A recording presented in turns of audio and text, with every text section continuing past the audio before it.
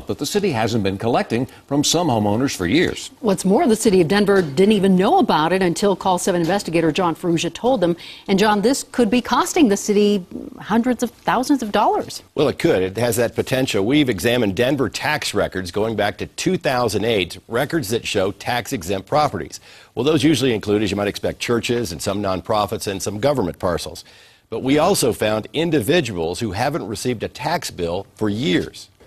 I'd really like to get this resolved, because they're going to come back and want money from me.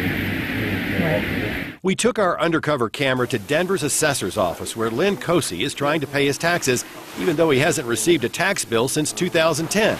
The clerks here have no idea what he's talking about. All my neighbors are in the same situation.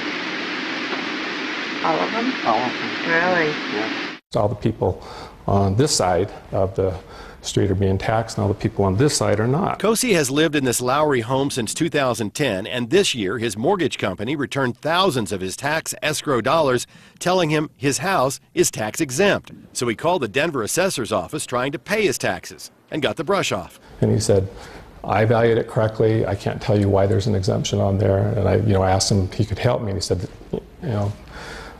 not my job. Eventually they're going to figure it out, and then they're going to come back and bill you.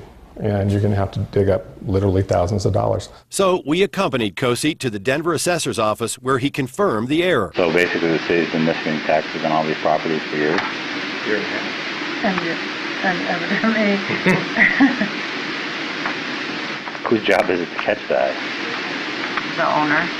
Why is it my job? Well, not only because of the tax. You get a tax bill pretty much every year. Well, That's right. Not only did he not get help the first time he called trying to pay his taxes, but now he's told the error is his fault. These were ones that should have been caught. There are no two ways about that.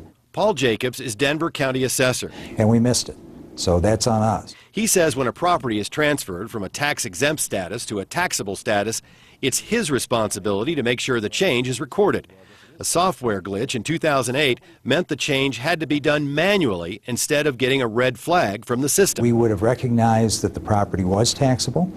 If the values had changed at all, we would send notices to the then owners. But you didn't. No, in this particular case, we did not. In the case of Lowry redevelopment, when parcels were sold to developers, those parcels should have gone to taxable status.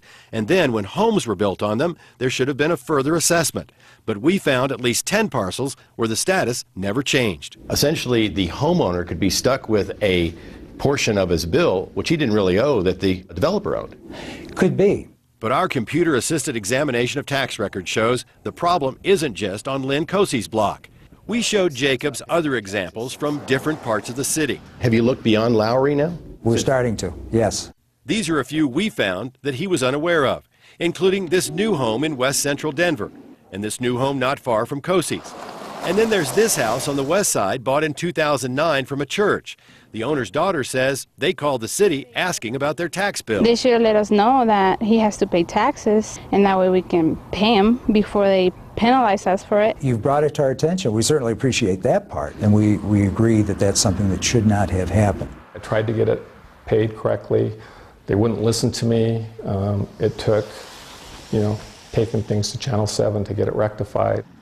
Now, the Denver assessor now says he believes he's found all those tax-exempt mistakes, but so far, those are only the mistakes that we've pointed out. Clearly, we're not auditors, and we only looked at random samples. So the question is this: what system is now in place to catch such errors and ensure there aren't any more? We don't know. In any case, there are a number of taxpayers, Ann, who are going to get a big tax surprise this year, probably, and we're probably going to hear from them. And so if you hadn't told the city of Denver about this, we're talking about a lot of missed revenue here.